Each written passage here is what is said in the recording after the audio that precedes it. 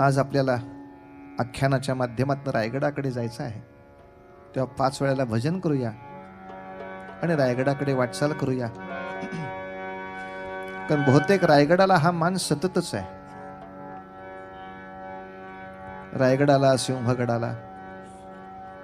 कारण जेव्हा काँग्रेसच्या सरचिटणीसपदी आरूढ झालेले सुभाषचंद्र बोस त्यांच्या पुढच्या कारकिर्दीसाठी आशीर्वाद घ्यायला महाराष्ट्रात आले, तेव्हा ते असेच रायगडालाही भेट देते झाले आणि सिंहगडालाही भेट देते झाले, असं त्यांच्या चरित्रामध्ये आहे. आणि आज एका विशाल हिंदू समुदायाला प्रबोधित करण्यासाठी स्वतः नरेंद्रजी सुद्धा रायगडावरती सकाळी उपस्थित झाले.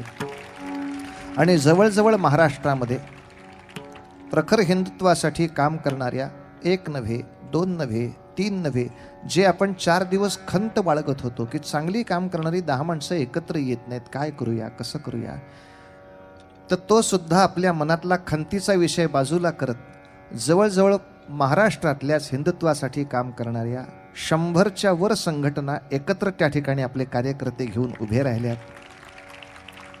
आणि आज नरेंद्रजींचं फार सुंदर त्यांच्यासमोर उद्बोधन झालं आहे. भावी प्रगतीच्या रस्त्यावरती रायगडाचे आशीर्वाद निश्चितपणे त्यांना लाभणार आहेत, यात संशय नाही. आणि हे वर्षच मुळात नरेंद्रांचं असल्यामुळे विवेकानंदांच्याही अर्थी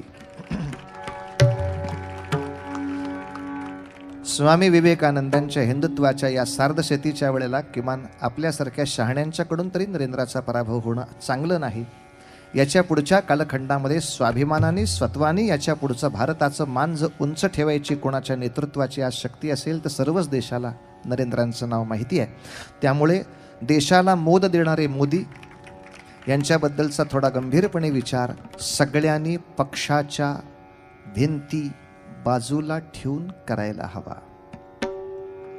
याचं कारण असं आहे की त्यांच्या पंतप्रधान पदामध्ये कोण्या एका पक्षाचं संरक्षण होणार नाहीये, तर हे सगळेच पक्ष ज्या भूमीवर उभे आहेत त्या भूमीच्या स्वत्वाचं संरक्षण होणार आहे. त्याच्यामध्ये आपल्या सर्व पक्षांच्या सुरक्षेची आणि सन्मानाची हमी आहे. हे लक्षात घेता प्रत्येकाने आपल्या घराचा विचार न करता देश नावाच्या घराचा आता कसा विकास पुढे करता येईल याचा विचार करून या काही चळवळीत जायचं आहे. प्रचार कुठल्या पक्षासाठी नसतो. कीर्तनामधल्या व्यासपीठावरचा प्रचार तर कोणा व्यक्तीसाठीही नसतो. कीर्तनाच्या गादीचा नियम असा आहे, प्रसार फक्त किंवा बोलायचं एखाद्याच गोष्टीवर.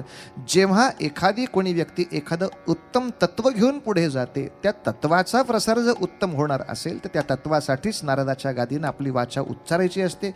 या नियमाप्रमाणे सर्वांचं सामायिक हित आणि कोणाच्याही हितावर गदा येणार नाही असं प्रखर नेतृत्व, या 2 तत्वाला अनुसरून त्यांनी आत्तापर्यंत विकासाची गाडी दाखवली आहे. त्यासाठी नारदाच्या गादीतर्फे सुद्धा आणि आपल्या सर्व कीर्तन संध्येतर्फे सुद्धा लाख लाख शुभेच्छा देऊन नरेंद्रांच्या आणि रायगडाच्या आशीर्वादाने पुढच्या त्यांच्या वाटचालीला खूप खूप मोठे आशीर्वाद देऊन 5 वेळेला भजन करूया. बाकी फार काही नाही करता आलं तरी रोज 1 माळ नामस्मरण तरी करा की याच्या पुढच्या भारताला चांगली ऊर्जितावस्था यावी, म्हणून चांगली सत्ता केंद्रात येण्याची सद्बुद्धी भारतीयांना होवो असं संकल्प करून 1 माळ करा. चमत्कार होऊन दाखवतो, केल्याने होत आहे रे. आपल्या उपासनेला भगवंत फळ दिल्याशिवाय राहणार नाही, यात संशय नाही. सर्वांनी सुंदर भजन म्हणूया. रघुपती राघव राजा राम पतित पावन सीताराम.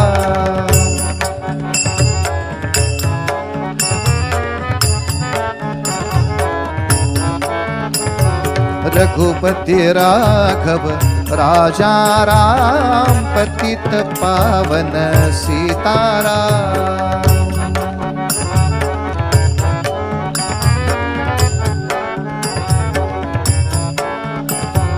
रघुपति राघव राजा राम पतित पावन सीताराम.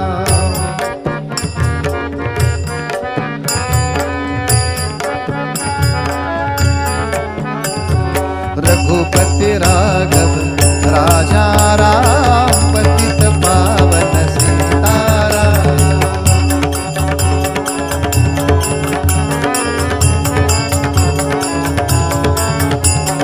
रघुपति राघव राघव राजा राम पतित पावन सीताराम।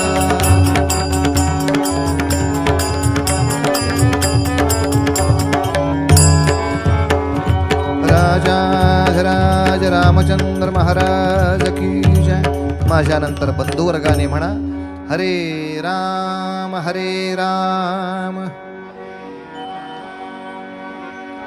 राम राम हरे हरे, हरे कृष्ण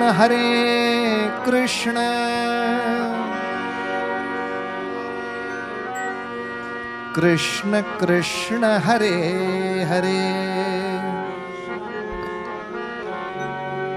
माता भगिनींनी म्हणा हरे राम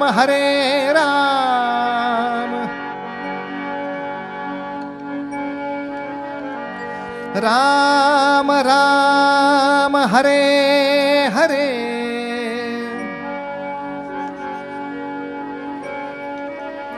हरे कृष्ण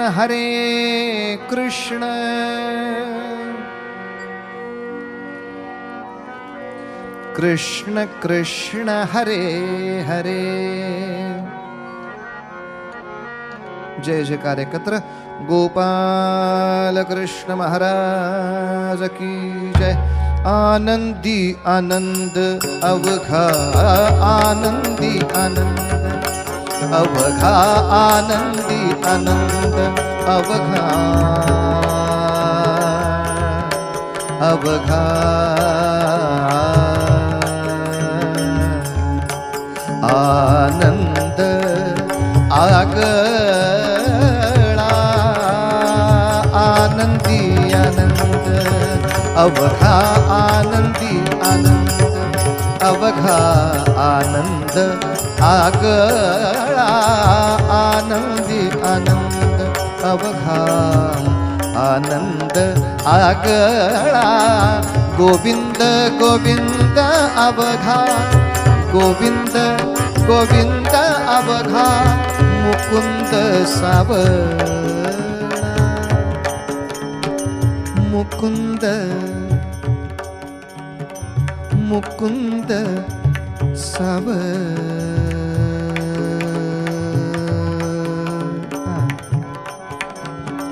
मुकुंद सावळा, आनंदी आनंद,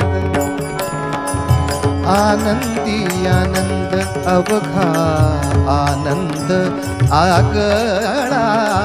गोविंद गोविंद अवघा, गोविंद गोविंद अवघा, मुकुंद। आवाज हळू करायचा म्हणजे ऐकू येईल। मुकुंद सावळा, आनंदी आनंद अवघा, आनंदी आनंद अवघा, आनंदी आनंद।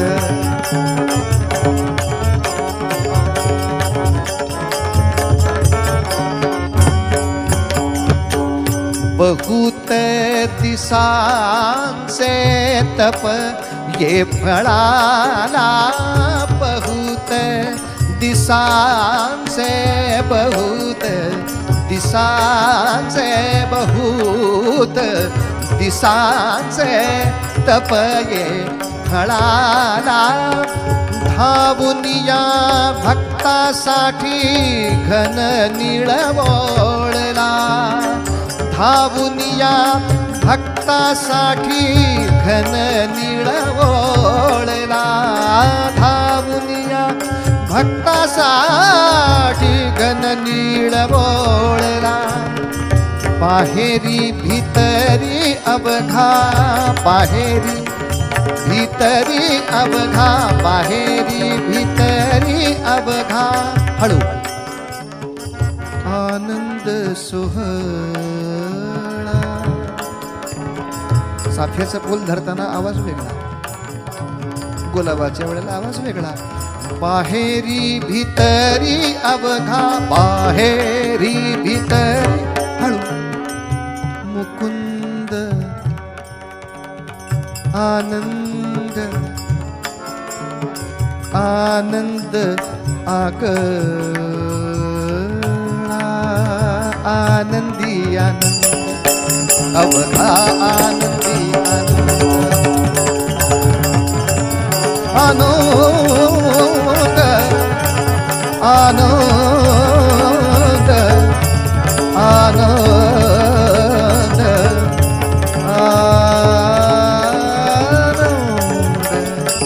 आनंदी आनंद अवघा आनंदी अवघा आनंदी आनंदी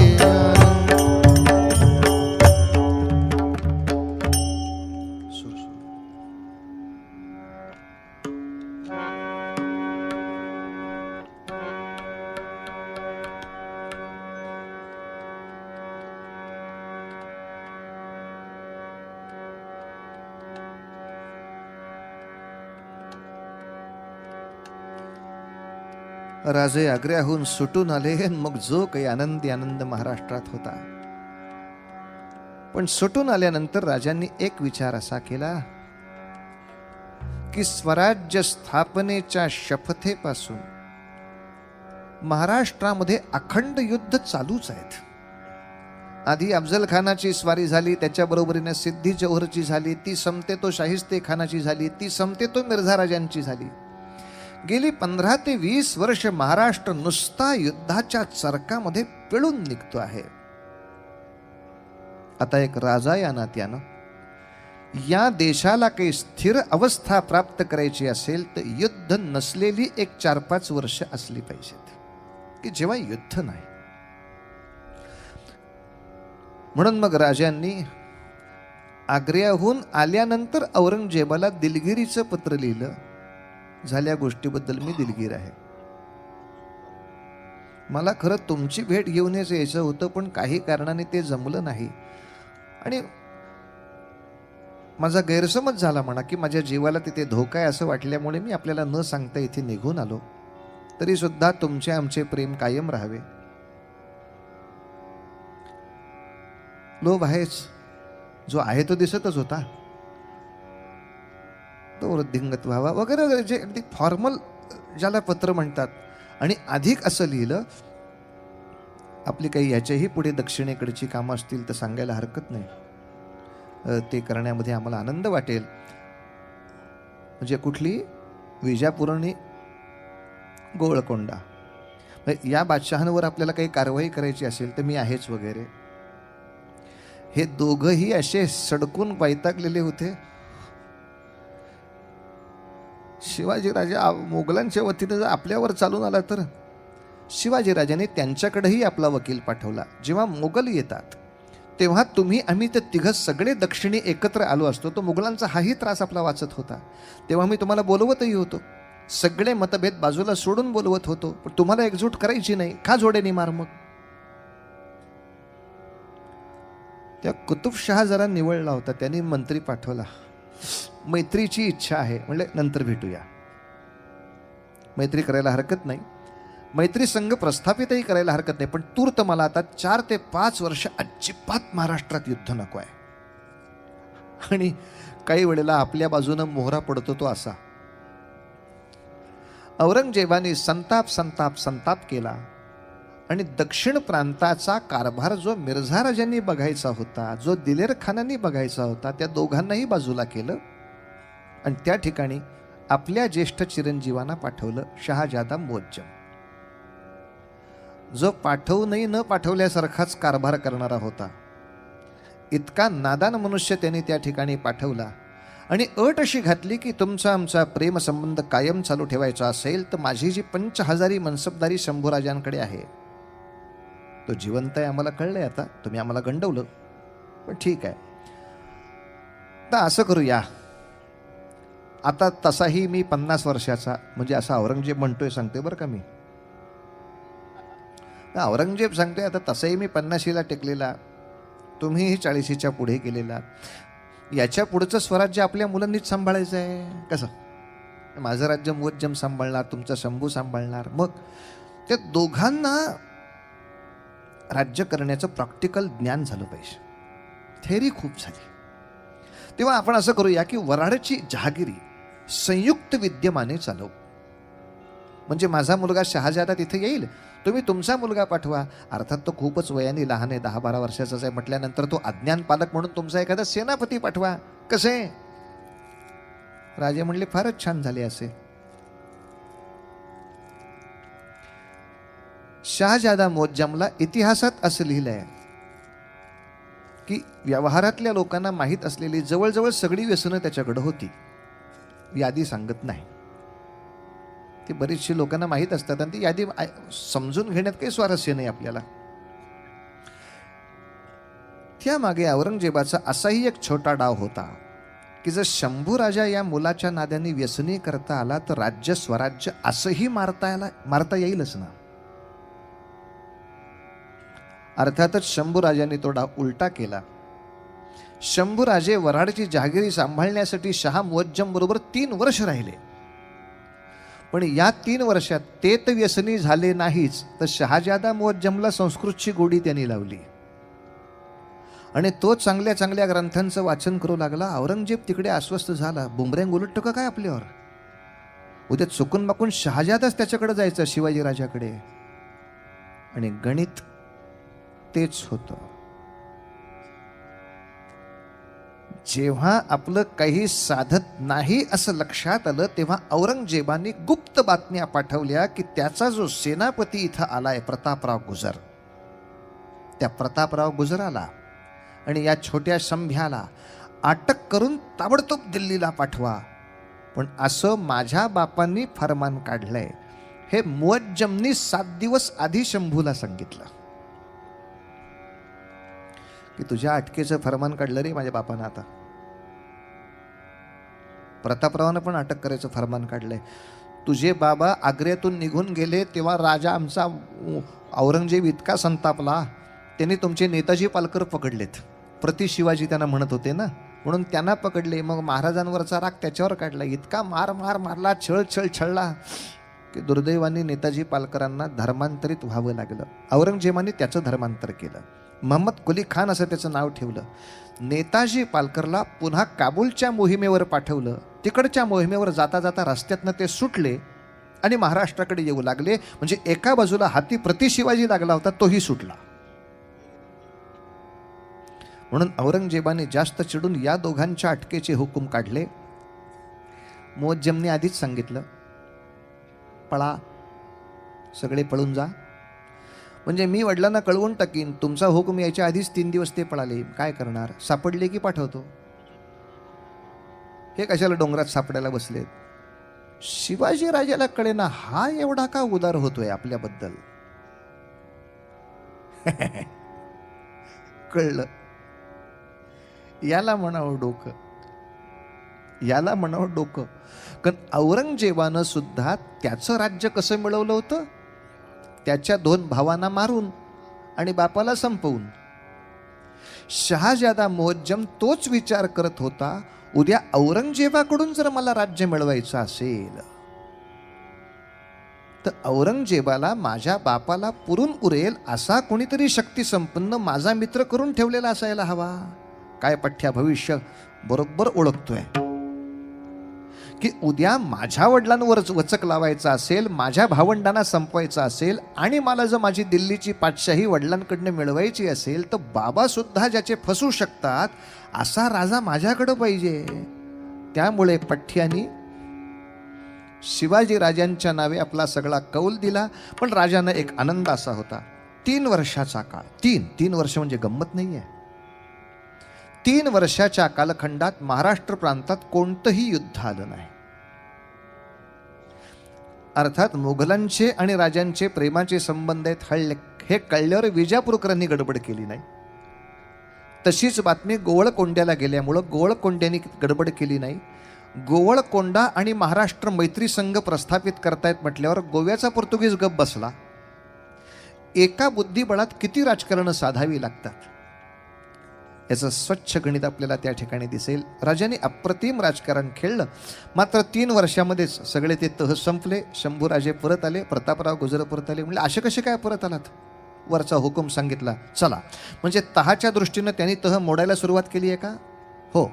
मग आता आपल्याला अधिकार आहे कायद्याप्रमाणे आपणही तह संपवूया. कोर्टामध्ये असंच असतं की पहिल्यांदा वकील विचारतो तुमच्या या अटी ठरल्या होत्या, हो, यातली पहिल्यांदा अट कोणी मोडली, मग सगळा दोष त्याच्यावर. आता तुम्हाला दुसरी अट मोडायला पूर्ण संधी आहे. तुमचे जे 150 किल्ले औरंगजेबाकडे ठेवायचे आहेत ते तुम्ही आता बिनविरोध घेऊ शकता, त्याच्या सैन्याला हाकलू शकता. का? त्यांनी जी युद्धबंदी करण्याची आपल्याला दिलेली सवलत होती ती त्यांनी त्याच्याहून मोडली आहे. मग मात्र शिवाजीराजांनी काढली पुन्हा 100 किल्ल्यांची मोहीम. इकडे हा, तिकडे तो, तिकडे तो, तिकडे हा, इकडे तो, तिकडे तो, सगळ्यांवर परत भगवे झेंडे लावून घ्यायचे. हे सगळे किल्ले युद्धामध्ये डॅमेज झालेत. ते या मधल्या 3 वर्षाच्या काळात दिल्ली पॅकेज कडनं चांगले झालेत. त्यामुळे आता दिल्लीकरांचा आमचा प्रेमाचाच संबंध आहे. त्या पॅकेजचा फायदा आम्ही नाही घ्यायचा तर मग कुणी घ्यायचा? ज्यांना ज्यांना जमेल त्यांना उतरवा आणि पुन्हा एकदा स्वराज्यामध्ये सगळी आपली 150-200 किल्ल्यांची झालेली हानी भरून काढा. असं एक किल्ला, दुसरा किल्ला, तिसरा किल्ला असं प्रकरण चाललं होतं. पण एका किल्ल्यापाशी जरा गाडी अडत होती, तो म्हणजे कोंढाणा. कोंढाण्याला कोण पाठवावा, कोंढाण्याला कोण पाठवावा अशी संकटाची जरा गडबड झाली. आणि अशाच वेळेला शिवरायांचा अत्यंत लहानपणापासूनचा परममित्र तानाजी मालुसरा तो आपल्या मुलाच्या लग्नाचं आमंत्रण करायला आला होता.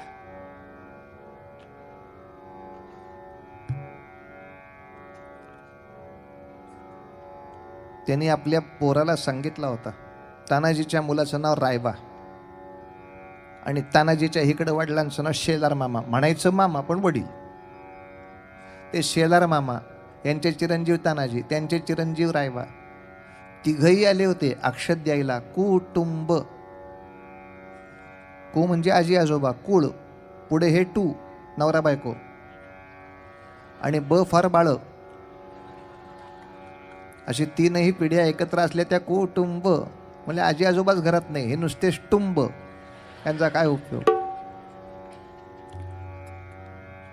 म्हणजे हे यांच्याकडे बाळच नाहीत, मग आता काय, हे नुसतेच कुटू आणि काहीच नाही तर कुई नाही ब नाही, हे नुसते टू टू करून काय करायचे? अख्खं कुटुंब तिथे अक्षत देण्यासाठी आलं. तानाजी शेजारी बसला शिवबांच्या आणि सहज जिजामातेनं खूप दिवसांनी ताने आल्यास रे म्हणून ओवाळणी केली. ओवाळणी केल्याबरोबर तानाजी विचारतो, अग काय घालू ओवाळणी राजमाता तुग महान, काय घालू ओवाळणी राजमाता तुग महान, शिवा बसला शेजारी ओवाळील प्रेमान, दोघ बसला शेजारी ओवाळील प्रेमान, काय घालू ओवाळणी राजमाता तुग महान. जिजामाऊली काय ओवाळणी घालू? आणि आई म्हणाल्या, काय ओवाळणी अवघड, काय ओवाळणी अवघड, अवघड द्यावा कोंडगड, अवघड द्यावा कोंडगड, न वैरी तुझ्या पुढर वाकविल महान जी, वाकविल महान जी, वाकविल महान. ते ऐकलं मात्र तान्याने. शिवाजी राजे पटकन आईना म्हणाले, आई कशाला सांगता हे त्याला, तो त्याच्या पोराच्या लग्नाचा अवतार घेऊन आलाय, त्याला काय कोंढाण्यावर पाठवायचा का आता? ते ऐकलं मात्र तान्याने. अक्षदाने भरलेली चांदीची वाटी बाजूला ठेवली आणि शिवबाच्या पायावर हात ठेवून तानाजी मालुसरेंचे शब्द बाहेर आले, आधी लगीन लबीन कोंढाण्याचं,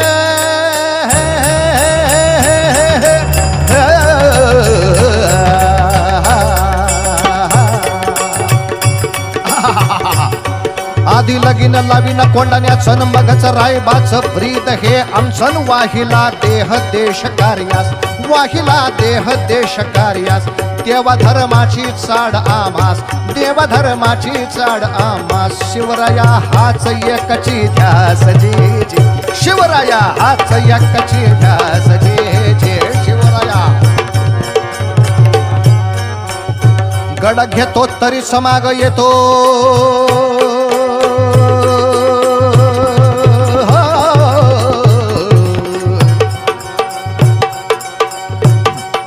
राजा गड घेतो तरी समाग येतो नाही तर धरतो रस्ता स्वर्गीचा जे जे रस्ता स्वर्गीचा जे जे रस्ता स्वर्गीचा तानाजीने मुजरा केला न उभा राहिला हा मुजरा घ्यावा शेवटचा मित्राचा हा मुजरा घ्यावा शेवटचा मित्राचा जर मेलो तिकडं तर सांभाळ करा पुत्राचा जर मेलो तिकडं तर सांभाळ करा पुत्राचा सरदार रायबा हाच हेतू अंतरीचा सरदार रायबा हाच हेतू अंतरीचा गड घेतो तरी समाग येतो नाही तर धरतो रस्ता स्वर्गीचा जे रस्ता स्वर्गीचा जे रस्ता स्वर्गीचा राजे राजे राजे राजे राजे कोंडाण्याची काळजी करायची नाही मुजरा करून तानाजी मालुसरे निघाले पाठोपाठ रायबा पण निघाला राजे बाबाला सांगा की काय सांगा मला पण न्यायला सांगा की त्याला हळद लागली होती हो मला पण न्यायला सांगा की मी पण जातो की कोंडाण्यावर रायबा येडेपणा करू नको तुझं लगीन ठरलंय घरामध्ये वराड येऊन बसलंय त्या वराडाला म्हणाव हा एवढा कोंडाण्याचा मुहूर्त झाला की त्याच्या पुढच्या मुहूर्तावर लगीन केलं जाईल तोवर गप गुमान घरामध्ये राहा काय पूर्ण पोळ्या खायच्या त्या ख्या भाकऱ्या खायच्या त्या ख्या पुढचा मुहूर्त पुढल्या महिन्यातला घेतोय म्हणा बाबा निरोप सांगायला माझा काका जाईल की सूर्याजी मला यायचं काय त्यांची हौस आहे बघाव सर्कसला नाही जायचं युद्धाला युद्धाला जायचा आता म्हणजे युद्धाची डॉक्युमेंटरी बघायला जायचं असलं तरी येणार नाहीत म्हणले युद्ध नाही आहे नुसती डॉक्युमेंटरी दाखवणार आहेत की कसं युद्ध होतं नको बाई रक्त बघितलं की चक्कर येते कशी काय ही युद्धामध्ये आपल्याला मदत करायची पोरगी आपल्याला देव जाणे बुवा कॉलेजमध्ये ते रक्तदान शिबिर असतं सुई टोचली की कार्टी म्हणजे इतक्या टनाटन उड्या मारतात काय रे अंग तुझ्या शौर्य नाही करून उपयोगाचं उत्तम सर्जन व्हायचं असेल ऑपरेशन करून अनेकांना जीव वाचवायचे असतील तर ते रक्त ते मांस बघायची डोळ्याला सवयच केली पाहिजे उत्तम सैनिक व्हायचं असेल तर ते रक्त मांस बघायची डोळ्याला सवयच केली पाहिजे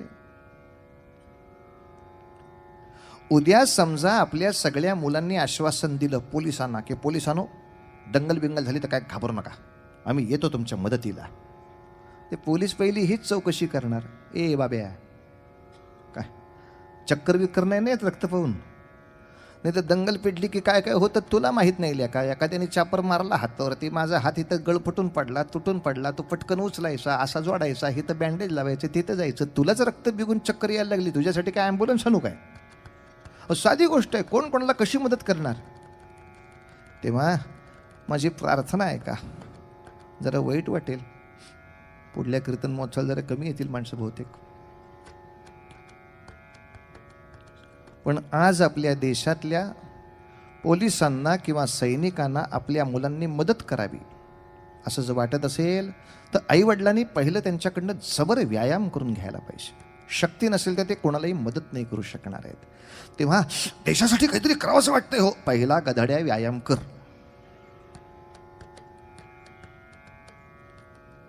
पहिला व्यायाम पाहिजे तब्येत नुसते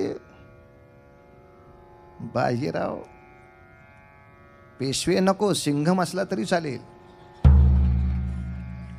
बाजीराव सिंघमची तब्येत फक्त कार्ट्याची येऊ दे पोरांना डायलॉग नुसते पाठ आहेत आता माझी सटकली आहे अरे गाढवा त्याची तब्येत चांगली आहे म्हणून हित सटकते तुझं काय सटकेल तुला माहिती आहे का तेवढी तब्येत मिळवान मग सटकली आहे वगैरे म्हणा ना काय सटकली आहे तुझी बाजीराव सिंघमची तब्येत पहिली मिळवण्यासाठी आईबापांनी फार हट्ट करावा लागतो फार हट्ट करावा लागतो लक्षात घ्या गुंड माणसं जिंकतात कारण ते व्यायाम करण्याचे कष्ट घेतात आणि सज्जन माणसं नेहमी दबतात. याचं कारण व्यायाम करण्याच्या कष्टाच्या वेळी ते आळस करतात. आळस करणाऱ्या माणसाला मागच राहावं लागतं. तो कष्ट तरी करतो हो ते व्यायाम करण्याचे.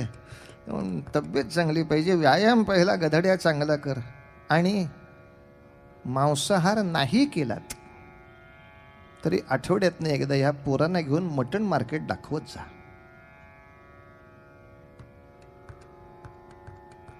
मटण मार्केट म्हणजे सोललेलं बकरं नका दाखवू, ते मारतात तेव्हा घेऊन जा. ते फाडतात कसं ते बघायला घेऊन जा. मला 4 दिवस झोपच येणार नाही. पहिल्यांदा असंच होईल, पण शेवटी तुला आज ना उद्या पोलिसांना मदत करायची आहे ना, सैनिकांना मदत करायची आहे ना. खरं अशी अवघड वेळ देशावर येऊ नये, पण विचार करताना समजा अशी चुकून माकून अगदी दंगलच व्हायला पाहिजे असं काही नाही. नैसर्गिक आपत्तीतनं सुद्धा देहाची अशी काहीतरी विटंबना होऊ शकते. मोठा दगड अंगावर पडला तरी सुद्धा हातपाय तुटू शकतो. मग अशा वेळेला जर मदत करायची असेल तर ते तुटलेला अवयव बघण्याची, त्याच्यामधनं येणारा मांस पाहण्याची, त्याचा रक्ताचा सडा बघून सुद्धा न त्रास होण्याची ही थोडी नजरेला तर सवय करावीच लागेल. डॉक्टर सुद्धा असं करतात का नाही? नवीन सर्जन करायचं असेल ते ऑपरेशन करत असताना त्याला शेजारी उभा करतात. नुसतं बघ तर खरी मी पोट कसा कापतोय त्याचं. नाही तर तू सर्जन कसा असेल, नाही तर तू शस्त्रक्रिया कशी करशील मला सांग. यासाठी आता मटण मार्केटमध्ये जाऊन असं म्हटल्यामुळं काही माणसं फार रागवतील माझ्यावर, पण एक अपरिहार्यता आहे. त्याला ते पाहायची थोडी सवय हवी. रायबा सांगतोय ते हे सांगतोय, बाबा ओ राजे माझ्या बाबाला सांगा की मला घेऊन जायला. अरे असं का म्हणतोयस? का म्हणजे आमचे बाबा किती वेळा तुमच्या स्वारीवर गेलेत. इकडं स्वारीवर जा की चालला आमचा बाबा, इकडं स्वारीवर जा की चालला आमचा बाबा. महाराज आम्ही घरी बसून सगळं बघतो, म्हणजे स्वारीवरनं माझे बाबा येतात, मग आमची आई मस्तपैकी अशी जरीची साडी नऊवारी नेसून, नाकामध्ये नथ घालून, ती निरांजन वगैरे लावून अशी दारामध्ये वावळते. मग दोघं एकमेकांकडे बघतात.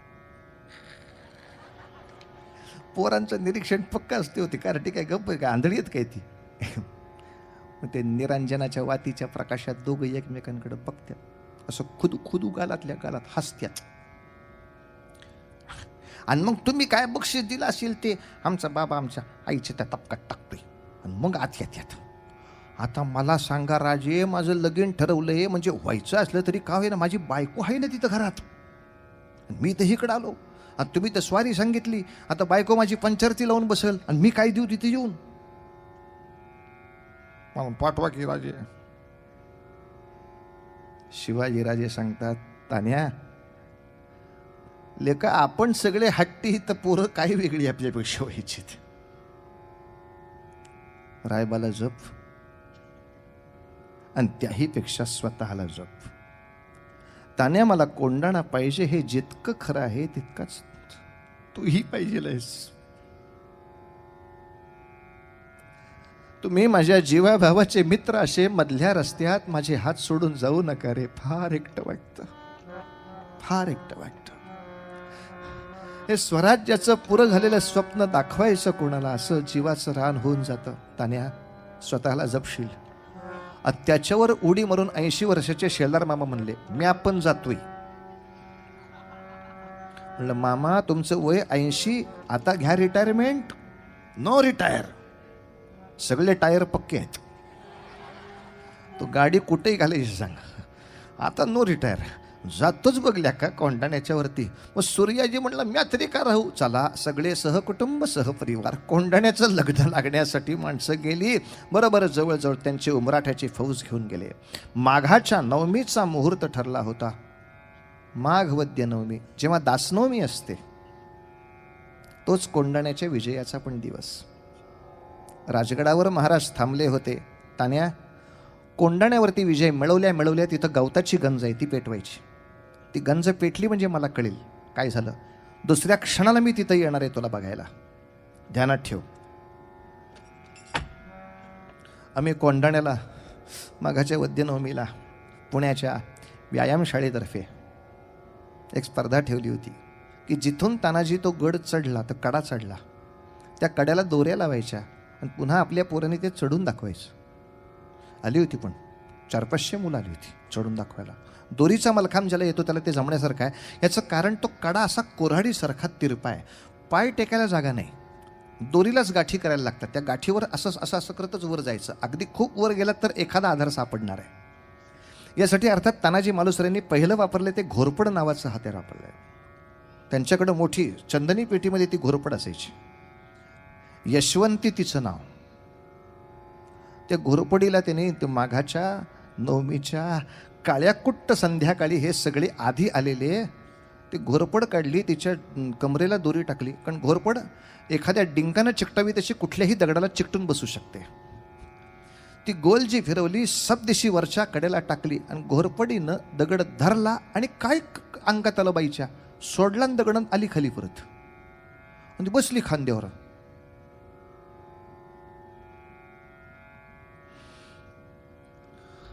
याचा अर्थ फक्त शेलार मामाला कळला होता.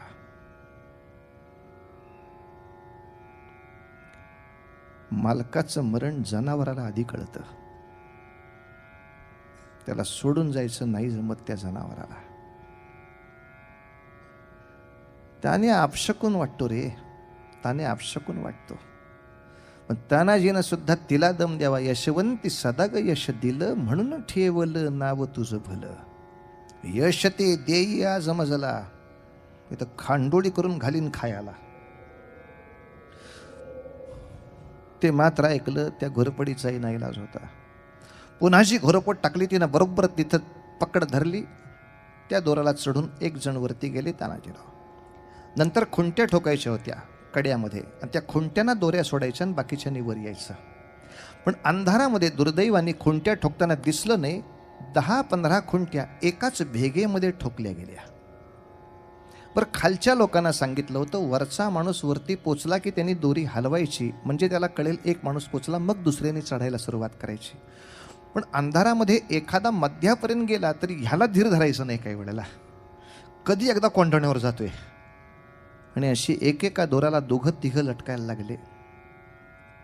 आणि जी भेग होती ती रुंदावता रुंदावता रुंदावता विचित्र झाले. धडाडकन जो कोसळला कडा त्या बाजूने, अंगावरती दगडाचे खाव घेत माणसं खाली झाली. तानाजीनं वर्ण विचारलं, का रे सूर्या? ओ, दरड कोसळल्यासारखी वाटतीची. आता ही तर रडत बसू नको.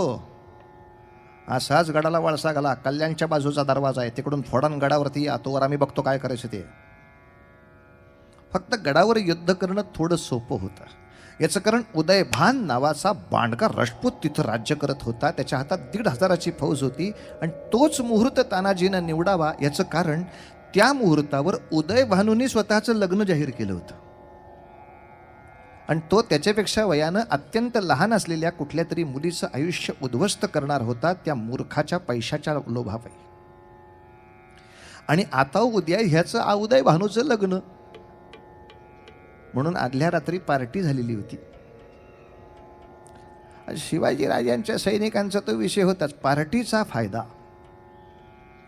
यांचा जो सगळ्याचा पार्टीचा विषय झालेला आहे त्याचा फायदा आपल्या सैन्याने घेतलाच पाहिजे. कारण बहुतांशी सैन्य मस्त तर्र झालेला होता. प्रत्येकजण वेगवेगळ्या अवस्थेमध्ये आडवं पडून अप्सरांची नृत्य बघत होता स्वप्नात. अप्सरा आली याच्या झोपेतनं असे सगळे अप्सरांची नृत्य बघतायत. तोपर्यंत इकडून जमतील तेवढी 300 माणसं घेऊन तानाजीनं आतमध्ये उड्या मारल्या. जेवढ्यांना शक्य आहे तेवढ्यांना झोपेतच संपवले. पण सगळेच आडवे तिडवे पडलेले दिसले. वा, चांदणी रात्र सगळ्यांनाच फावलेली दिसते मस्त. कोणाच्याही गालावरनं हात फिरवायला गेलं की त्याला भलतंच स्वप्न पडलेलं असायचं. ओ मेरी रानी कहाँ ले जा रही हो, चल मेरे साथ, खचाक हो बाजूला. आणि अशी एकामाग एक माणसं मारता रक्ताचा पाठ जेव्हा त्याला शेजारच्याला लागला, मेरी शय्या गरम गरम क्यों लग रही. तेव्हा त्याला दिसलं हे दबदबे चालले तिकडं रक्ताचे. तो जो ओरडत वरती सुटला, बहुतेक हल्ला झाला. उदयभानू तिथून जागा झाला. उदयभानूनं पहिला हत्ती पाठवला लढण्यासाठी.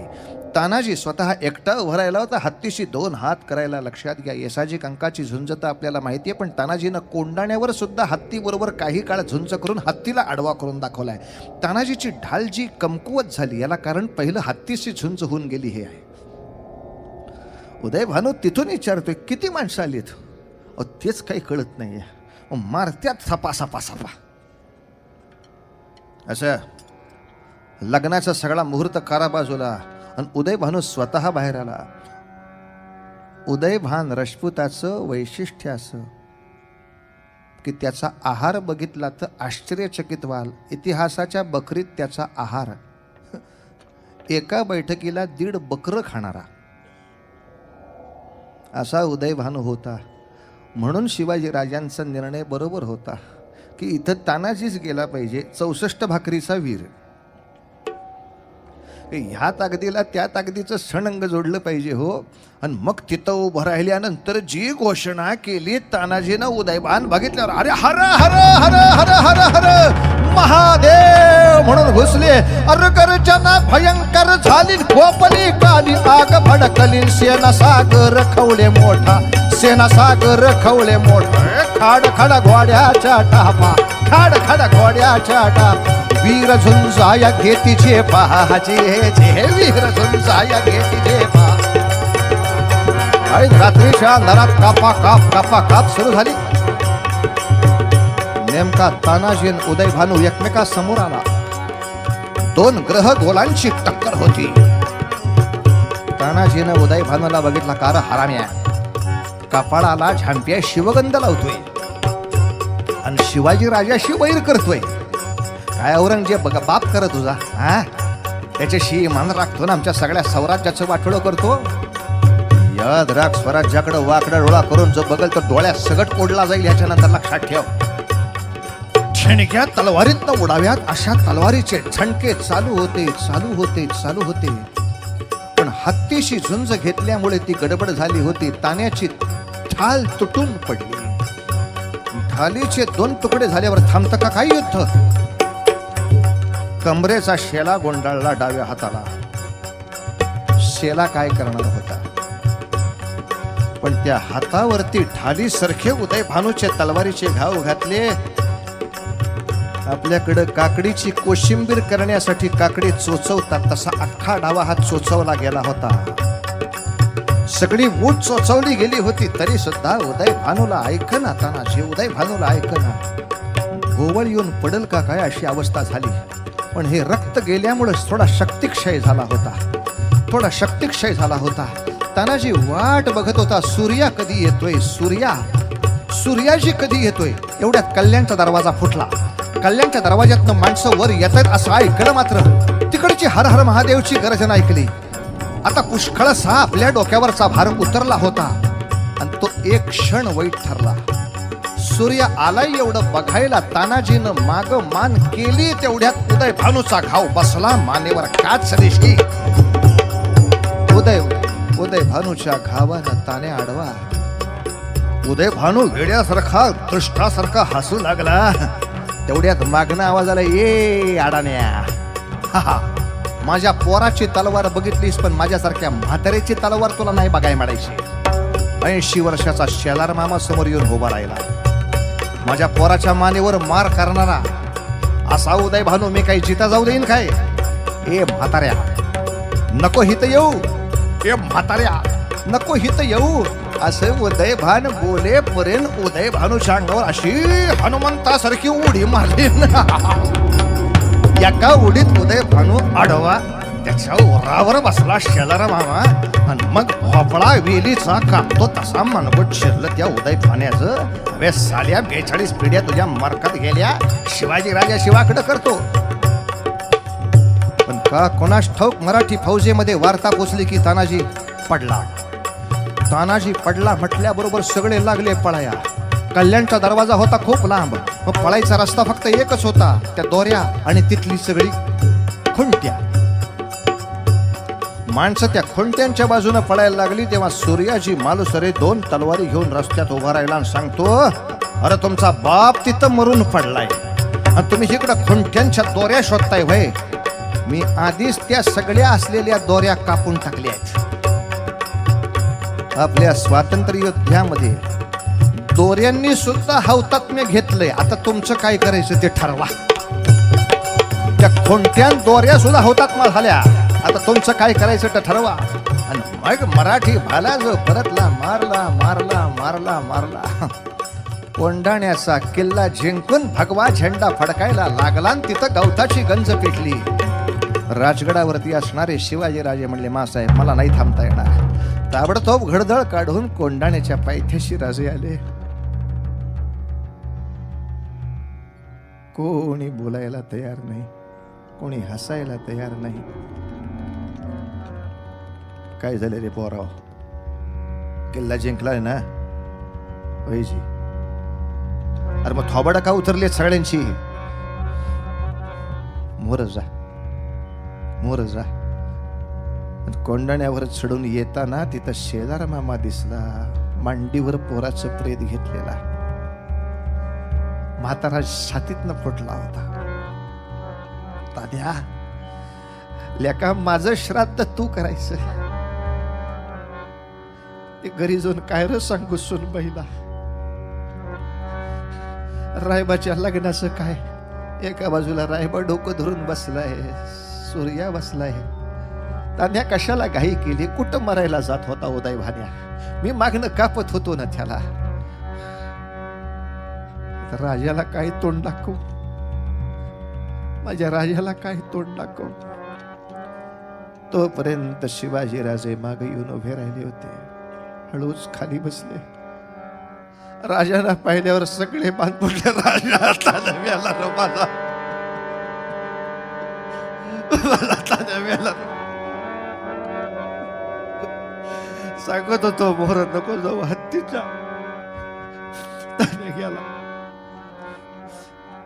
म्हाताऱ्याचे दोन्ही हात घट्ट धरून ठेवले राजाने. मामा, मेला तो शिवाजी मेलाय, तान्या तुमच्या समोर जिवंत उभा आहे. मेला तो शिवाजी मेलाय, तान्या तुमच्या समोर उभा आहे. कोंढाण्याचा मानाचा तुरा तान्याने आमच्या डोक्यात खोवला. गड आला, शिवम गेला. आजपासून कोंढाण्याचं नाव शिवगड म्हणून राहील. आणि सगळ्या माझ्या शूरवीर सेनापतींना माझी पदर पसरून विनंती आहे, बाबांनो, आता पराक्रम कितीही करा, अशा अर्ध्या वाटेतनं जाऊ नका. अशा अर्ध्या वाटेतनं जाऊ नका. पुढची जबाबदारी फार अवघड आहे बाबा, हो फार अवघड आहे. कारण एका बाजूला हे 150 किल्ले जिंकले म्हटल्यानंतर औरंगजेबाने तिकडं व्यूहरचना सुरू केली आहे. 5 लाख लष्कर घेऊन महाराष्ट्रात उतरायची. काय या 5 लाख लष्कराला तोंड देणार आहे? शाहिस्ते खान 1 लाखाचं लष्कर घेऊन आला तर वरवंटा फिरल्यासारखं सगळा समाज फरडला गेला होता. 5 लाख लष्कर औरंगजेब जमा करतोय. मग मात्र ही संधी साधून राजाने आदिलशहाशी संपर्क केलाय, कुतुबशहाशी संपर्क केलाय. बाबांनो, तुम्ही आम्ही सगळ्यांनी एकत्र मिळून ही दक्षिण देशाची फळी बांधली तर आज ना उद्या तुमच्या बादशाह्या तरी काही प्रमाणात शिल्लक राहणार आहेत. अन्यथा औरंगजेबाच्या आजगरी घशामध्ये सगळंच्या सगळं भारतवर्ष चिरडून जायची शक्यता आली आहे. काय करताय बोला? आदिलशहा तसा तयार होईना, पण कुतुबशहानी आणखीन एकदा मंत्री पाठवून पुन्हा एकदा मैत्रीचा तह पुढे केला. आणि ह्या सगळ्या पुन्हा 250 किल्ल्यांना हाताशी घेऊन त्याच्या बरोबरीनं 50 किल्ले घेऊन पुन्हा 300 किल्ल्यांचा हयपती, गडपती, गजपती असा झालेला शिवाजी राजा त्याच्या सगळ्या कीर्तीच्या कथा उत्तरेमध्ये लोक सांगू लागले, ऐकू लागले. आणि काशी क्षेत्रातल्या एका पंडिताला मोठा आनंद झाला की आतापर्यंत सगळ्या प्रदेशाची माहिती त्याला अशी झाली होती. देवगिरीला हिंदवी स्वराज्य झालं, पण ते एकदा खिलजीच्या आक्रमणाखाली मोडलं, ते परत नाही उभं राहिलं. त्याच्यापुढे विजयनगरला हिंदू साम्राज्य झालं, पण 5 बादशहा एकत्र येऊन एकदा शेवटचं विजयनगर संपवलं, त्याच्यानंतर ते परत उभं नाही राहिलं. पुनरुत्थान क्षमता जी राज्यामध्ये लागते ती या दोनही राज्यामध्ये दिसली नाही. पण शिवाजी राजाचं आज मात्र राज्य असं दिसतंय, जे मिर्झा राजाच्या स्वारीच्या वेळेला तसं म्हणाल तर संपूर्ण धुळीला मिळालं. 12 किल्ले आणि 1 लाखाचा मुलूक काय होणार होता राजाचा. पण इतकं संपूर्ण मातीत मिसळलेलं स्वराज्य पुन्हा राजा आग्र्याहून येतो आणि आधी 250 किल्ल्यांचा मालक असलेला राजा आता 300 किल्ल्यांचा राजा म्हणून महाराष्ट्रामध्ये उभा राहतो. पुनरुत्थानाची प्रचंड शक्ती महाराष्ट्राच्या शेतातल्या मातीमध्ये आहे. बस इथे मला गेलं पाहिजे, इथे मला पोचलं पाहिजे म्हणून गागा भट्ट नावाचे काशीचे पंडित महाराष्ट्रामध्ये आले. आज या ठिकाणी माझ्या हातून बुवांचा सत्कार करावा इतका काही मी मोठा नव्हे, वयानंही नव्हे, ज्ञानानं तर नव्हेच नव्हे, पण तरीसुद्धा तुम्ही सगळ्यांनी म्हणून मला तो सन्मान दिलात. मी आपला कृतज्ञ आहे. मी माझ्या कृतज्ञतेपोटी तो सत्कार केला. तर बुवांनी आम्हाला सुद्धा खूप कीर्तनं शिकवली, खूप चाली शिकवल्या. त्यांच्या चरणी वंदनासाठी त्यांच्याच एक चालीमध्ये छोटीशी दिंडी म्हणतो आणि राज्याभिषेकाच्या गोष्टीकडे जातो. तुम्हाला तर सगळ्यांनाच ती दिंडी पाठ आहे, पण ती त्या कर्हडकर पठडीची दिंडी, शब्दाची थोडीशी मागे पुढे ओढतोड केली आहे ह्या प्रसंगाशी जुळवायला. तर बुवांच्या पठडी पद्धतीनं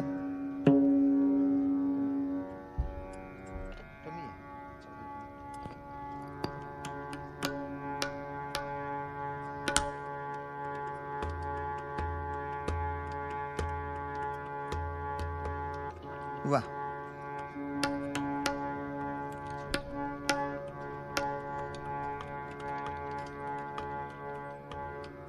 लहान मुलांना सूचना, असं काही घरी करू नका. तबला 2 वर्ष शिकायचं मगच असं करायचं. नाही तर बुवा गाताना आदनबंद सारखे हातोडी मारायला सांगतात. असं काहीतरी करायचं नाही. आज चला.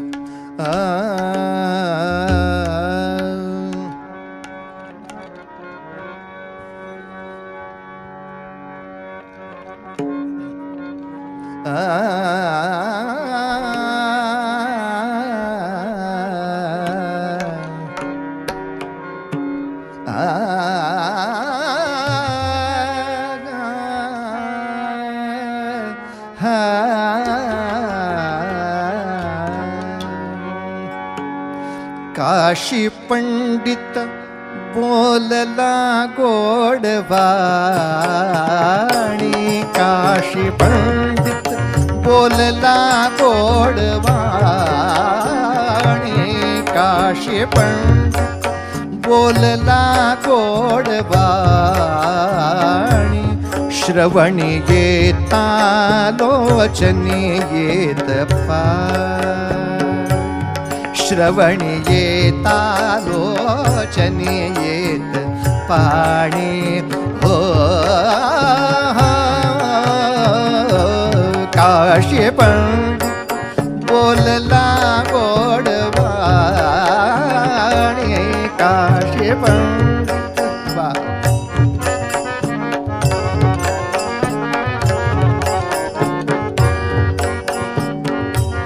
स्वये येतो श्रवणास कैट भारी,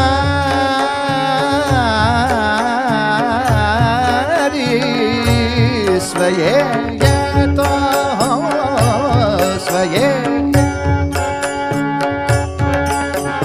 येतो, स्वये येतो, स्वये येतो श्रवणास कैट भारी. हो स्वये येतो. आता ta ta ta ha. Svoje je to, svoje je to, svoje je to,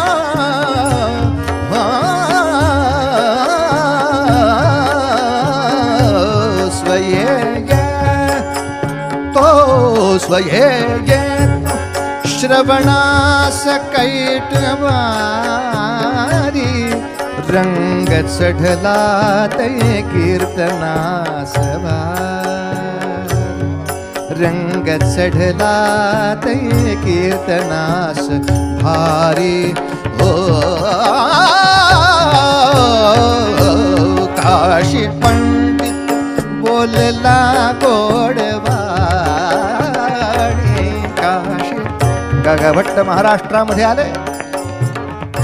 नाशिकच्या ब्रह्मवृंदांशी त्यांनी संपर्क केला आणि त्यांच्याशी संपर्क करून रायगडावरती महाराजांशी संपर्क केला. महाराजांनी बहुत सत्कार केला आणि अशा वेळेला सर्वांच्या समक्ष धर्म प्रवचन कीर्तन करताना गागाभट्ट बोलले, राजे छोटे छोटे छोटे बादशहा सुद्धा स्वतःचे राज्याभिषेक करून स्वतःच्या पातशाह्या घोषित करतात.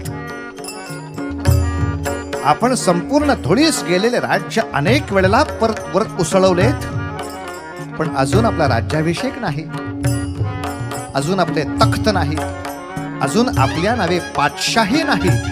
हे योग्य नाही. आम्ही आमच्या मनाने तुमच्यावर राज्याभिषेक करण्यासाठी आलो आहोत. फक्त संमती द्यावी, फक्त संमती मिळावी. राजे, उपभोगाची हौस ना तुम्हाला ना आम्हाला.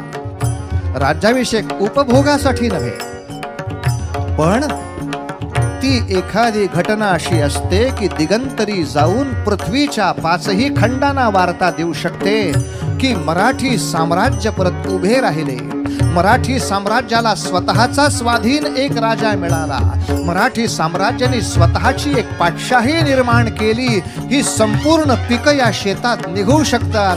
याची कीर्ती 5ही खंडामध्ये पोचवायची असेल तर राजे राजे राजे राज्याभिषेक झाला पाहिजे. काशी पंडित बोलले गोडवाणी काशी पंडित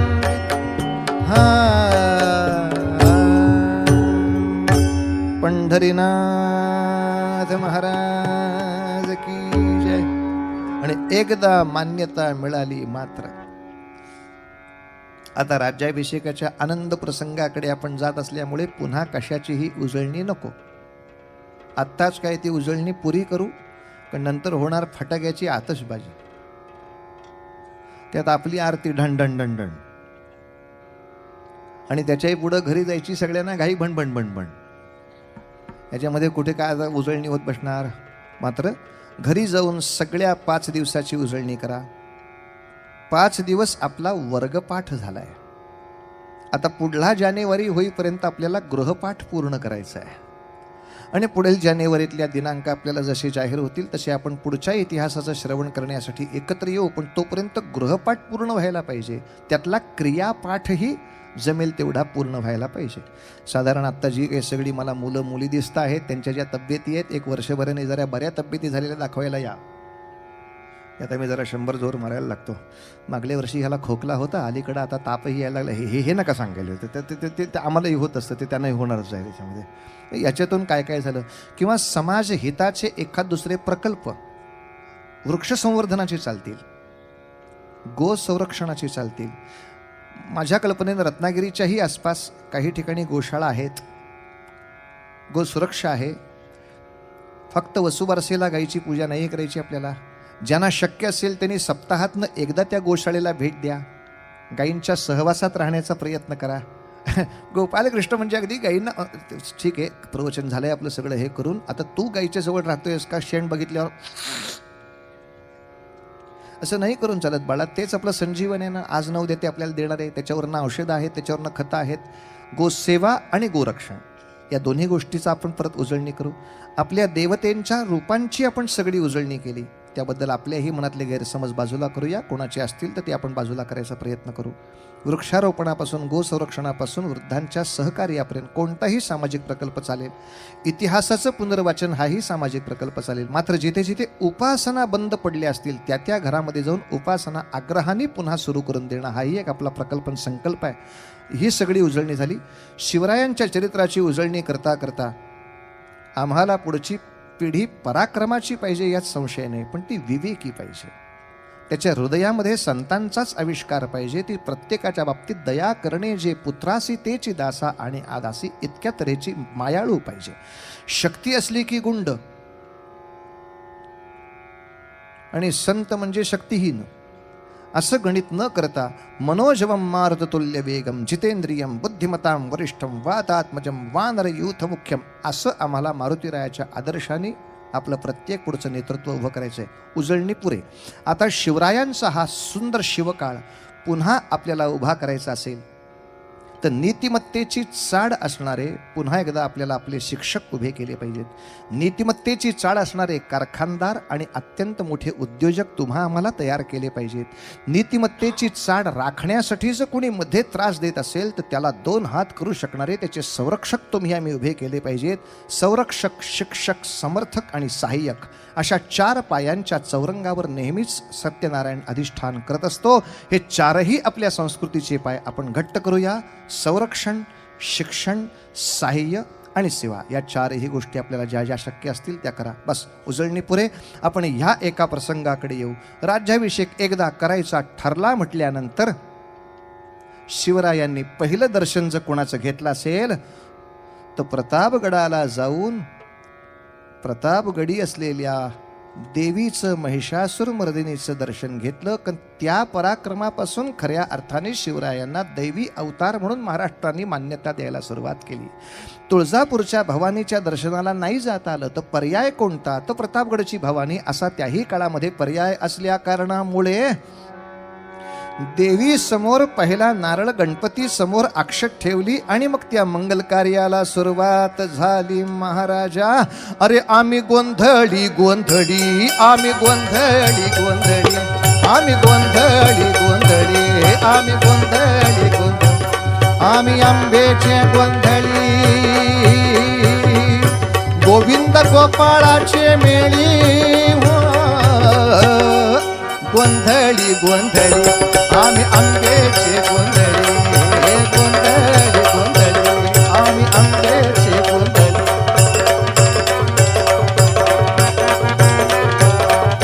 अरे 10-5 घाला जेवू तुमच्या गोंधळाला येऊ, 10-5 घाला जेवू तुमच्या गोंधळाला येऊ. जित विठूच राऊळ तेथे संताचा गोंधळ, जेथे विठूच राऊळ तेथे संताचा गोंधळ. हे गोंधळी गोंधळी, आम्ही आंबेचे गोंधळी, गोंधळी गोंधळी. राजाने देवीचं दर्शन घेतलं आणि अचानक राजांच्याकडे एक पत्र आलं. त्या पत्रावरती शब्द असे होते, निश्चयाचा महामेरू, बहुत जनासी आधारू, अखंड स्थितीचा निर्धारू, श्रीमंत योगी. ते पत्र वाचलं मात्र आणि शिवरायांना स्मरण झालं. एवढ्या सगळ्या प्रवासामध्ये सातत्याने एकमेकाला फारशीही न भेटता जी आपली सतत साथ राहिली, या राज्याभिषेकापूर्वी महाराजांना प्रत्यक्ष जाऊन एकदा पुन्हा भेटलं पाहिजे, त्यांच्या चरणी लीन झालं पाहिजे. म्हणून राजे त्यातही वेळ काढून धावत धावत चाफळला आले. चाफळच्या शेजारी शिंगणवाडी नावाचं छोटंसं गाव आहे. त्या गावामध्ये समर्थांचा मुक्कामे समजल्यानंतर आपला पुत्र शंभूराजे बरोबर मंत्रिमंडळाला घेऊन त्या ठिकाणी गेले. आणि नुसते गेले इतकंच नव्हे तर ऐतिहासिक कागदपत्रामध्ये स्वच्छ असा उल्लेख आहे, त्या ठिकाणी गोसावींच्या समवेत राहून राजांनी परमार्थ केला. त्यांच्याकडून अनुग्रह घेतल्याची सुद्धा स्वच्छ त्या ठिकाणी वार्ता आहे. म्हणून याच्या पुढच्या काळात जेव्हा जेव्हा शिवाजीराजे पत्र पाठवत तेव्हा सद्गुरुवर्य समर्थ रामदास स्वामी असा मायना त्या ठिकाणी वापरत असत. तेव्हा ते गुरु आणि शिष्य हा संबंध होता का नाही या संपूर्ण वादावरती आता पडदा पडलेला आहे की जेव्हा त्यांच्या पत्रसार संग्रहामध्येच हे पत्र उपलब्ध आहे तिथे वादाचा प्रश्न येतोच कुठे. शिवाजीराजांच्याच पत्रामध्ये ते पत्र आहे की आम्ही या ठिकाणी येऊन अनुग्रह घेतला, परमार्थ केला. याही विषयावर कोणाला राग काढायचा असेल तर आपण शिंगणवाडीला जाऊ शकता. तिथं शिवसमर्थ भेटीचं स्मारक आज उभं केलंय, ते बघू शकता. आणि ते स्मारक उद्घाटन करताना ज्या ज्या मंत्र्यांची नावं आहेत ते सगळे आज विद्यमान आहेत. त्यांना जाऊन तुम्ही भेटू शकता, म्हणजे आफळेबुवाचा त्रास सोडवू शकता. तर तुम्ही त्यांना विचारा मंत्र्यांना की तुम्हाला हे शिवसमर्थ मान्य नव्हते तर तुम्ही उद्घाटनाला आलात कशाला इथल्या, या बांधकामालाच विरोध का नाही केला, वगैरे वगैरे वगैरे वगैरे.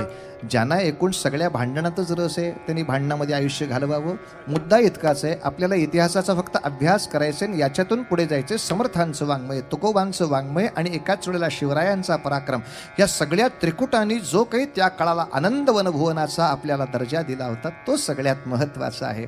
समर्थांचं दर्शन घेऊन पुन्हा रायगडी आलेले राजे. मध्यंतरी एक वाईट घटना झाली, पण आता ह्या मंगल कार्यामध्ये त्या वाईट घटनेचा विस्तार नको. बेहलोल खान नावाचा पठाण अंगावर चालून आला होता. राजांनी प्रतापराव गुजरांना आज्ञा केली होती बेहलोल खानास पुरा संपवणे, पण युद्धामध्ये बेहलोल खानचा पराभव झाला. त्यांनी क्षमा याचना केली आणि राजांना न विचारता दुर्दैवाने परस्पर प्रतापरावांनी त्याला सोडून दिला. परिणामतः स्वराज्याच्या या राज्याभिषेकाच्याही दुर्दैवाने ऐन वेळेला परत बेहलोल खानाचा हल्ला आला.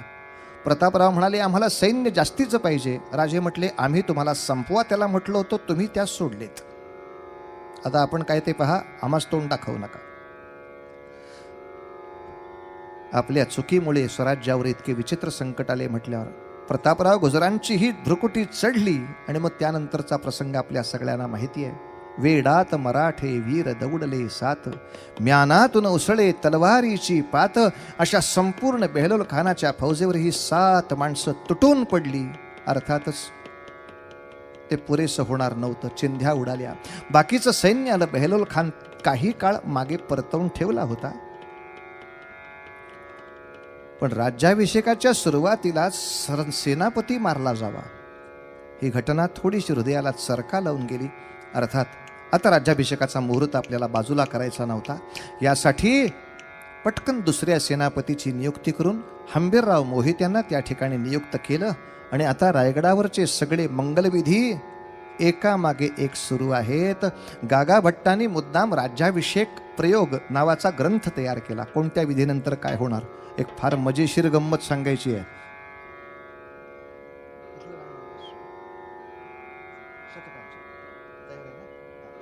सांगेन तेव्हा द्या. एक मजा सांगायची आहे.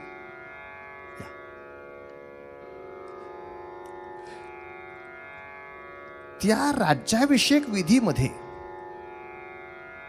एक महत्वाचा भाग असा होता की राजाची आधी मुंज करावी लागते. आता आली का पंचायत, गागाभट्ट म्हणले मुंज केली पाहिजे बरं.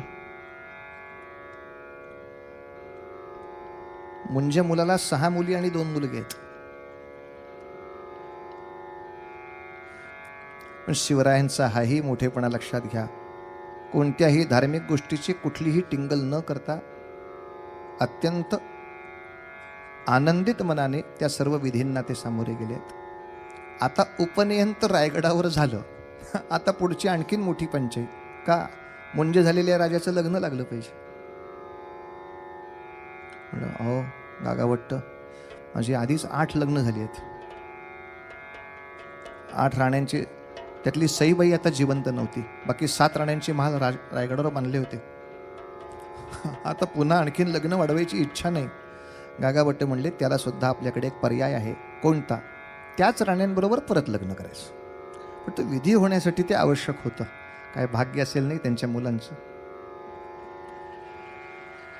की 6 मुली, त्यांचे नवरे, 2 मुलगे, त्यांच्या ते सगळे. अक्षदा टाक, बाबांचं लग्न चाललंय.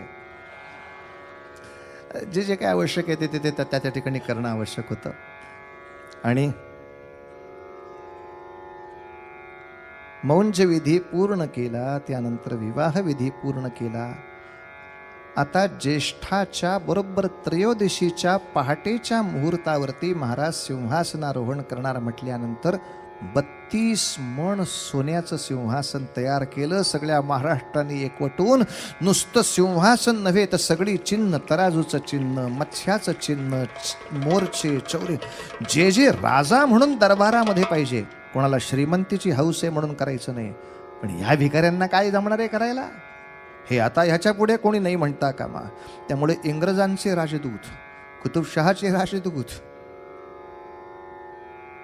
औरंगजेबाचेही राजदूत, ज्या 5 बादशाह्या आपल्या जन्मापूर्वी इथे दृढमूल झाल्या होत्या त्यातली एक निजामशाही तर संपलीच होती, पण बाकी 4 बादशाह्यांचे राजदूत यावेत. इंग्रज, पोर्तुगीज, डच, वलंदाज ह्या सगळ्या लोकांकडनं त्यांचे राजदूत यावेत. आणि त्याच बरोबरीनं ज्या मुघलांच्या साम्राज्याला हे सगळेच जण घाबरतात त्यांचाही राजदूत या ठिकाणी येऊन उभा राहावा. यापेक्षा काय सन्मान त्या राज्याभिषेकाचा असायला हवा. तेव्हा राजाला जेव्हा 7 नद्यांचं मंगल स्नान घालायला सुरुवात केली, त्या स्नानाचा विधी करण्यासाठी मी ब्रह्मवृंदांना प्रार्थना करतो त्यांनी शांती मंत्राचा उच्चार सुरू करावा.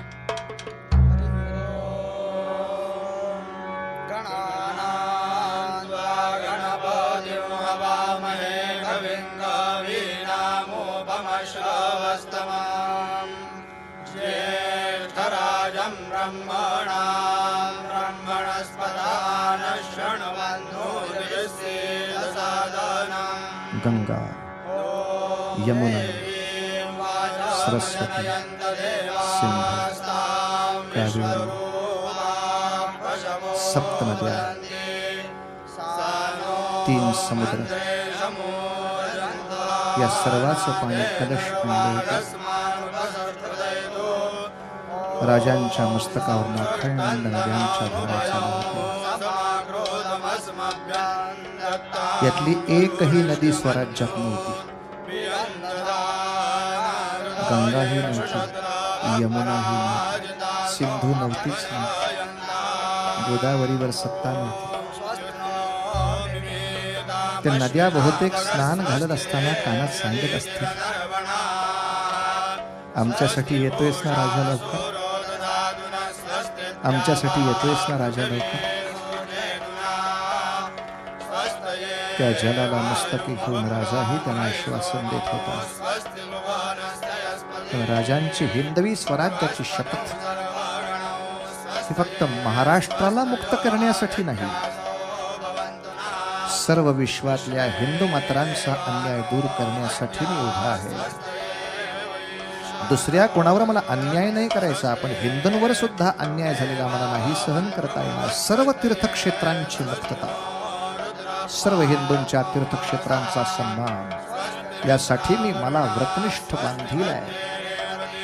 ही राजांनी 15व्या वर्षी शपथेच्या वेळी उच्चारलेली वाणी आहे, जी आज सत्य होत होती. गागा भट्टांच्या डोळ्या देखत अभिषेक चालू होता.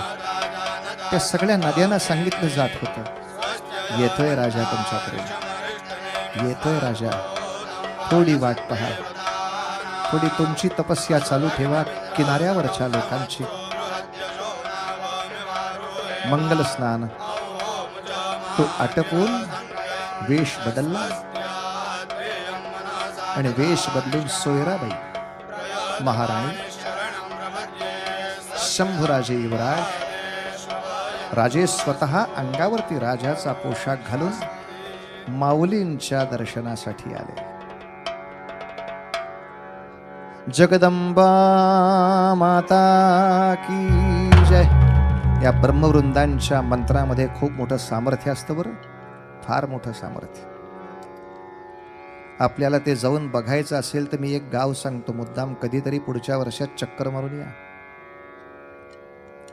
या सांगलीच्या पलीकडे एक देवराष्ट्र नावाचं गाव आहे, ज्या ठिकाणी आमच्या वेद पाठशाळेसाठी गुरुजींनी मागणी केली होती, आम्हाला जमीन द्या. कृषी विद्यापीठाचे लोक त्यांनी आणले आणि गावातली जमीन तपासली.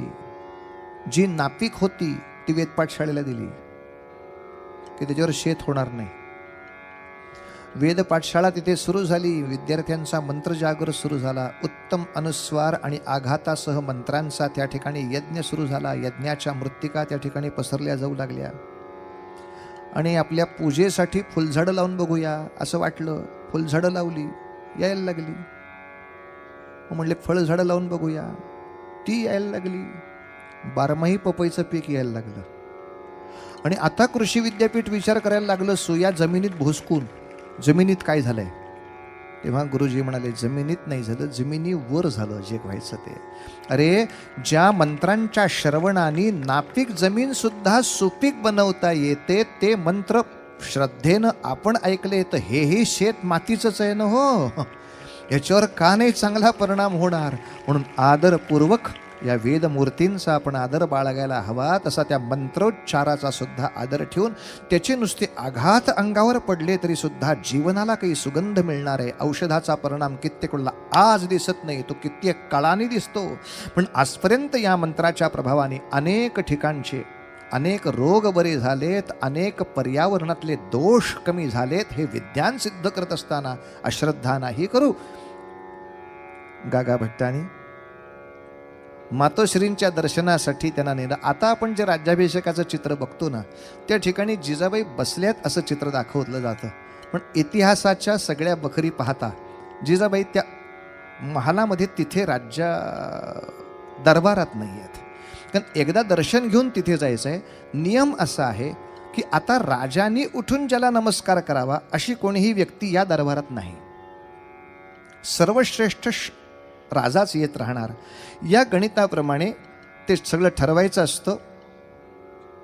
म्हणून आता ज्येष्ठ शुद्ध त्रयोदशीचा पहाटेचा मुहूर्त आहे. आणि म्हणून मध्यरात्री आपल्या निवासस्थानापासून राजभवनाकडे मिरवणूक चालू आहे. छत्रपती शिवाजी महाराज की जय. हिंदुत्वाचं रक्षण करणारा राजा आला. छत्रपती शिवाजी महाराज की. छत्रपती शिवाजी महाराज की. छत्रपती शिवाजी महाराज की. भगवंताच्या स्वरूपामध्ये संपूर्ण शिवचरित्राचं स्मरण करून आम्ही शिवरायांना आमच्या स्वतःच्या हृदयातल्या भक्तिसिंहासनावरती पोचवलाय. पुन्हा एकदा या सगळा वैभवशाली समारंभ उभा करणाऱ्या या कीर्तन संध्येच्या मुलांचं मनापासून कौतुक करून, त्यांना मदत करणाऱ्या सगळ्या आपल्यासारख्या उदार लोकांचं कौतुक करून या ठिकाणी शिवरायाच्या आरतीनं हा राज्याभिषेकाचा समारोह संपवून या ठिकाणी शिवचरित्राच्या 5 दिवसाच्या संध्येला आपण विराम देऊया. जयदेव जयदेव जय जय शिवराया. या या अनन्य शरणा आर्या ताराया. आरती करण्यासाठी आपण उभे राहू.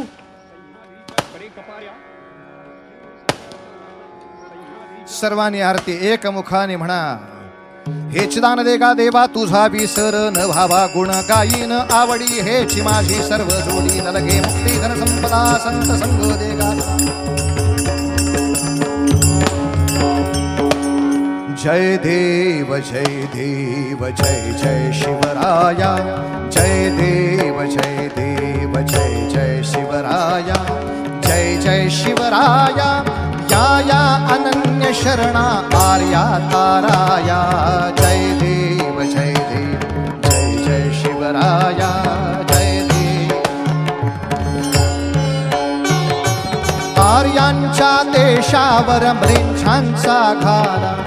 आर्यांच्या देशावरी म्लेच्छांचा घाला. आला आला सावध हो शिव भूपाला. आला आला सावध हो शिव भूपाला. सद्गदिता भूमाता दे तुझ हा केला. दे तुझ हा केला. करुणारव भेटून तव हृदय नका गेला. जय देव जय देव जय जय शिवराया. जय जय शिवराया. या या अनन्य शरणा आर्या ताराया. जय देव. त्रस्त आम्ही दीन आम्ही शरण तुला आलो. त्रस्त आम्ही दीन आम्ही शरण तुला आलो. परवशतेच्या पाशी मरणोन्मुख झालो. परवशतेच्या पाशी मरणोन्मुख झालो. साधु परित्राणाया दुष्कृती नाशाया. भगवन भगवत गीता सार्थ कराया.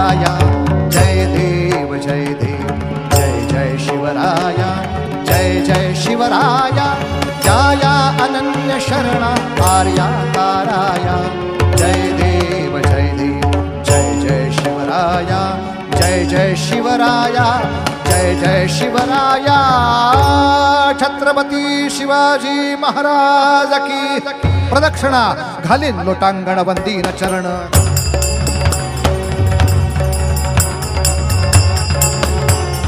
त्वमेव माता पिता त्वमेव बन्धुः सखा त्वमेव विद्या सकल त्वमेव सर्वं मम देव कायेन वाचा मनसेन्द्रियैर्वा करोमि यद्यत् सकलं परस्मै नारायणाय समर्पया अच्युतं केशवं रामनारायण कृष्णदामोदरं वासुदेवं श्रीधरं माधवं गोपिकावल्लभं जानकीनायकं रामचन्द्रं भजे हरे राम राम राम हरे हरे हरे कृष्ण कृष्ण कृष्ण हरे हरे हरे राम राम राम हरे हरे